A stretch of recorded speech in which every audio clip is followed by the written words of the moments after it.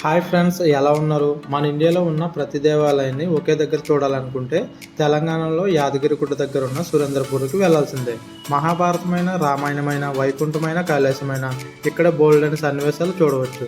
కృష్ణుడి విశ్వరూపం, కురుక్షేత్రంలో పద్మవ్యూహంలో అభిమన్యుని ఎలా చంపారో ప్రతిదీ ఇక్కడ మనం చూడవచ్చు. సురేంద్రపూర్కి సంబంధించిన ఫుల్ వీడియో మన ఛానల్ ఉంది, ఒకసారి వెళ్ళి చూసేయండి. మాకైతే ఇవన్నీ తిరిగి చూడడానికి 4 అవర్స్ పట్టింది.